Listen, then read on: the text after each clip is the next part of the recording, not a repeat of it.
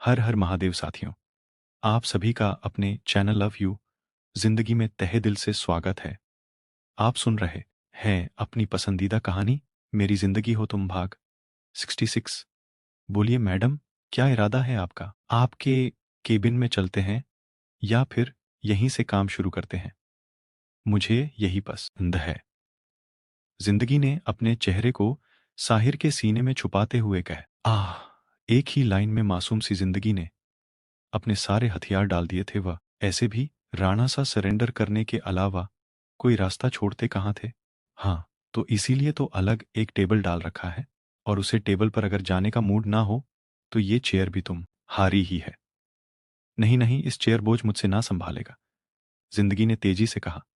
अरे, बोझ संभालने के लिए कौन कह रहा है? तुम बस चेयर संभालना, बाकी सब संभालने के लिए तो मैं हूं ही, क्योंकि यह चेयर वाला भी तुम्हारा है। साहिर ने हल्के से जिंदगी के कंधे पर अपने होंठ रखते हुए कहा। जिंदगी ने एक गहरी सांस ली और उसके हाथ साहिर के शर्ट पर कस गए। जवाब में साहिर ने भी उसे कसकर अपने सीने से लगा लिया। अपनी तरफ से जिंदगी के बढ़ते हुए कदम को देखकर साहिर के होंठ मुस्कुरा उठे थे। यही तो वह चाहता था कि जिंदगी ने जो बिना वजह का अपनी उल्टी सोचों के चलते उन दोनों के बीच एक गहरी खाई बना रखी है, उसे खुद से खत्म करके धीरे धीरे उसके पास आए। और उसे खुशी हो रही थी कि जिंदगी धीरे धीरे साहिर का मोटिव समझ रही थी।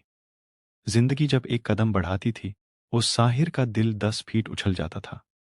ऐसा लगता था कि धीरे धीरे उसकी जिंदगी में भी वह दिन आएगा जब उसकी बात बिना कहे ही जिंदगी समझ जाएगी।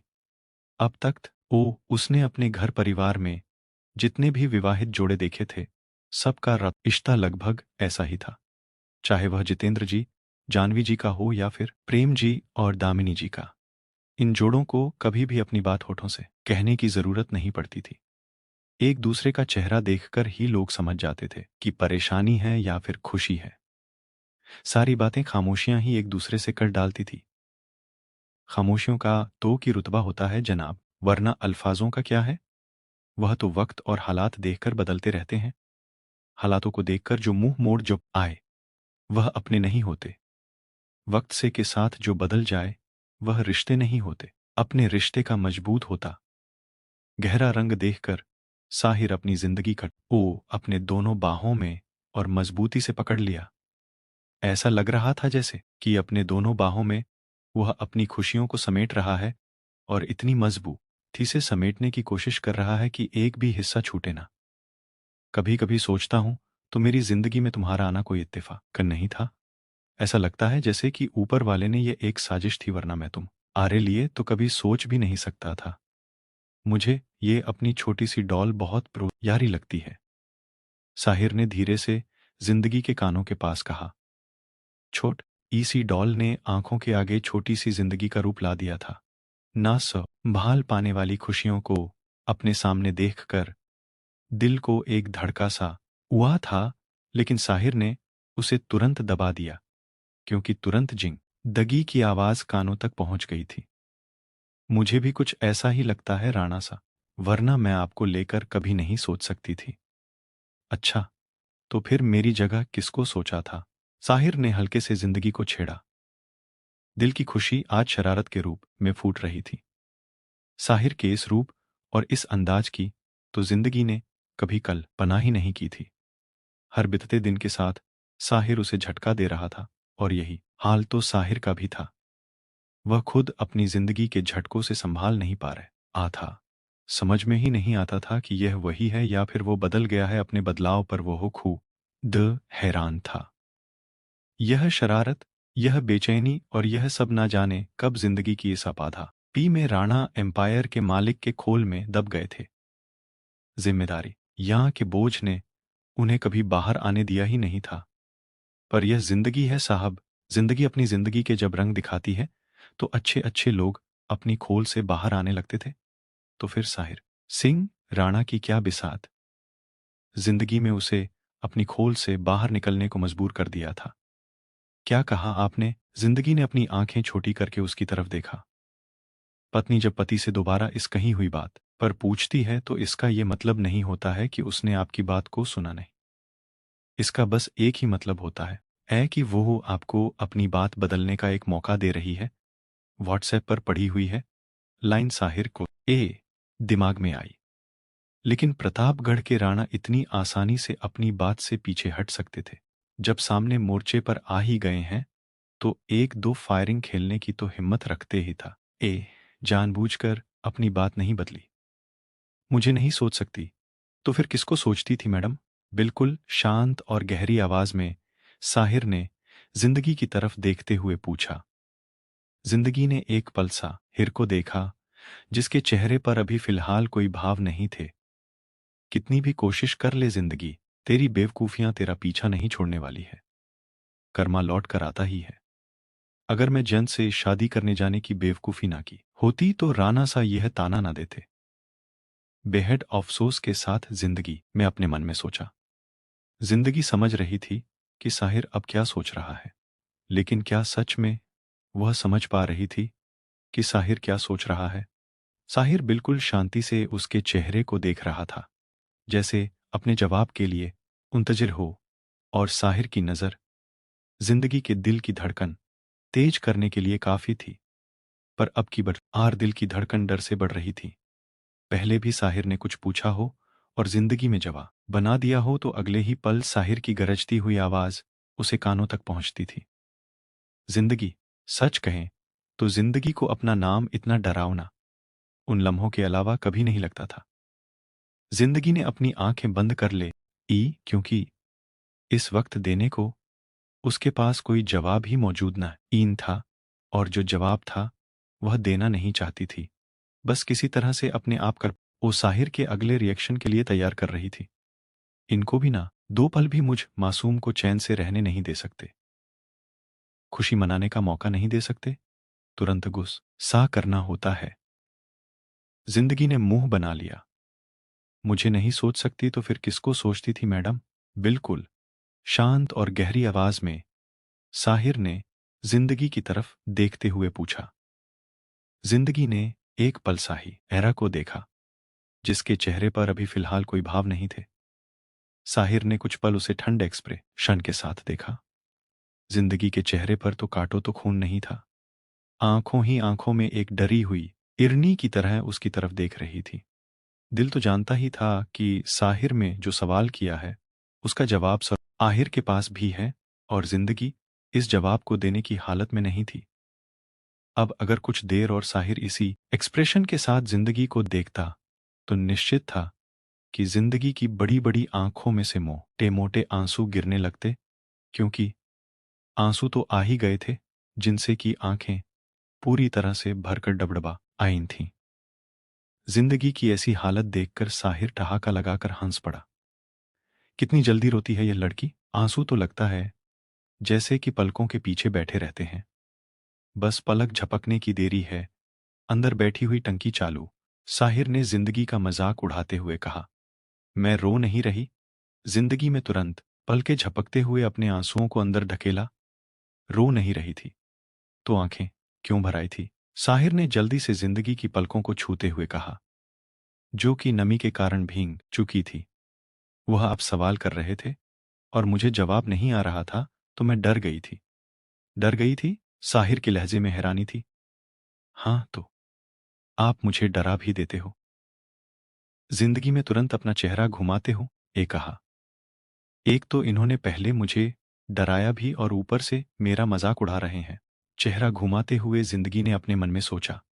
पर राणा सा तो पूरे मूड में बैठे थे। तुरंत जिंदगी का चेहरा अपने सामने किया।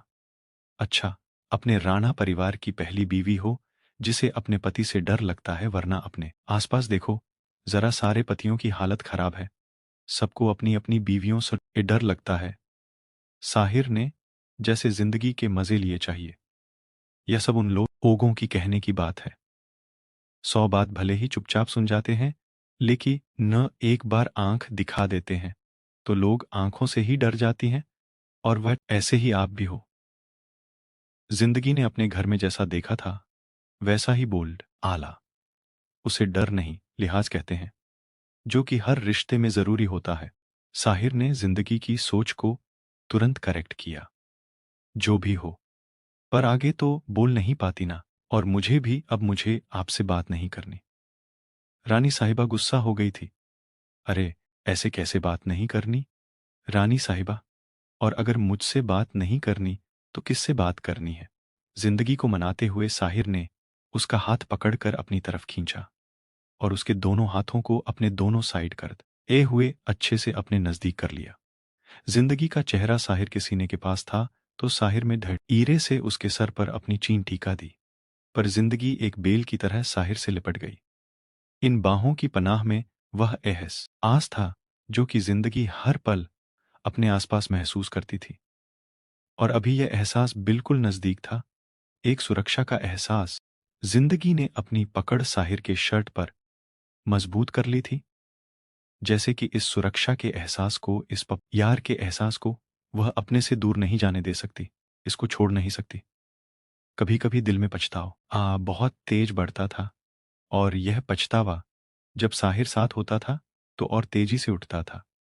अगर साहिर ने उसे वक्त आकर जिंदगी को बेवकूफ़ी करने से नहीं रोका होता, तो आज जिंदगी क्या होती? यह एक ऐसा पछतावा था जो कि जिंदगी को खुलकर जीने नहीं देता था। ऐसा लगता था जैसे जिंदगी साहिर के इस एहसान के तले दब गई है। एक साथ कई चीज दिमाग में चलने लगती थी। कभी कभी जितेंद्र जी की कही हुई बात भी कानों में घूमन ये लगती थी, जो अधिकतर वह शमशेर सिंह राणा के बारे में बात करते हुए घर में कहते थे। अगर बड़े राणा सा ने हमारा हाथ थामा नहीं होता, तो आज हम यहाँ पर नहीं होते। आज जितेंद्र सिंह राणा जिस जगह पर है, दुनिया उसे जिस नाम से जानती है, वह सब कुछ बड़े राणा सा की मेहरबानी है। उनका वह एहसान हमारे ऊपर है कि जिसका कर्ज हम इस जन्म में तो बिल्कुल नहीं चुका सकते। और जानवी जी की सोच भी इससे कुछ अलग नहीं थी। शादी के 7 सालों तक गोद सुनी थी। गांव घर परिवार ने न जाने क्या क्या उनको कहा था। कई बार फूट फूट कर रो पड़ी थी। इस चीज से मायूस हो चुकी थी कि उनकी जिंदगी में भी कोई ऐसा आएगा जो उन्हें मां कहकर पुकारेगा। पर बड़े राणा सा और उनकी रानी सा ना कभी मायूस हुए, और ना ही कभी उन्होंने जानवी जी, जितेंद्र जी को मायूस होने दी। या साहिर के जन्म पर तो बाकायदा राणा सा उसे ऑफिशियली जितेंद्र जी को देने का मन बना दिया था। पर जितेंद्र जी ने हाथ जोड़ दिए। बच्चे ने जन्म से जो किस्मत ली है, वह मेरे पास आने के बाद बदल जाएगी। इन्हें आप अपनी छत्रछाया में रहने दे। हम इनके काकोसा बनकर भी उन्हें इतना ही प्यार करेंगे जितना कर पिता बनकर करते। इतना कहकर जितेंद्र जी ने हाथ जोड़ दिए थे। लेकिन रानी सा तो साहिर की पूरी जिम्मेवारी लगभग जानवी जी के ऊपर डाल दी थी। और यही कारण था कि साहिर शुरू से जानवी जी को छोटी मां ही बुलाता था। माता पिता के बाद अब अपने ऊपर किए हुए साहिर के एहसान जब उसे याद आते थे, तो अपनी नियत जो कि साहिर को चोट पहुंचाने की थी, उसे पर अफसोस आता था। दिमाग में जब सोचो के दरवाजे सही रास्ते की तरफ खुल जाते हैं, तो सब कुछ आईने की तरह साफ हो जाता है। अब समझ में आता था कि वो रोक टोक नहीं बल्कि उसकी केयर थी। जिंदगी को अपने सीने से लगाए। जहां साहिर कुछ सुकून सा महसूस कर रहा था, वहीं जिंदगी अपने सोचों में न जाने कहां से कहां तक बढ़ चुकी थी। साहिर के लिए ये मौका किसी गोल्डन अपॉर्चुनिटी से काम नहीं था, क्योंकि उसे लगा था कि उसकी छोटी सी बीवी जागृति की वजह से नाराज है। इसलिए साहिर ने भी उसे अपने से दूर करने का कोई प्रयास नहीं किया, ताकि वह इसे मना सके। वैसे भी 7th फ्लोर पर ही को रिप्लाई नहीं आता था। केबिन तक आना तो बहुत बड़ी बात थी।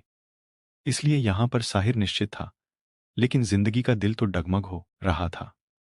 जितनी शिद्दत साहिर के पकड़ में नहीं थी, उससे ज्यादा शिद्दत जिंदगी के पकड़ में थी, जिसने कुछ ही पलों के बाद साहिर को ठिठकने पर मजबूर कर दिया था। उसने हल्के से जिंदगी को अपने से दूर करना चाहा, लेकिन जिंदगी की पकड़ मजबूत थी। जिंदगी की पकड़ मजबूत थी, तो जितनी शिद्दत साहिर के पकड़ में नहीं थी, उससे ज्यादा शिद्दत जिंदगी के पकड़ में थी। साहिर ने धीरे से जिंदगी का चेहरा अपने सीने से ऊपर उठाते हुए उसकी आंखों में देखा, पर जिंदगी ने अपनी पलकें झुका रखी थी। क्या हुआ जिंदगी? कोई बात है क्या? साहिर ने पूछा। कौन सी बात हो सकती है कमेंट करके ज़रूर बताएं। वीडियो को लाइक और चैनल को सब्सक्राइब करना मत भूलिएगा। अगर कहानी पसंद आती है तो इसे अपने फेसबुक व्हाट्सएप पर दोस्तों के साथ शेयर ज़रूर करें। खुश रहिए, स्वस्थ रहिए, मस्त रहिए और यही यूट्यूब पर मिलते रहिए। मिलते हैं अगले भाग के साथ। हर हर महादेव।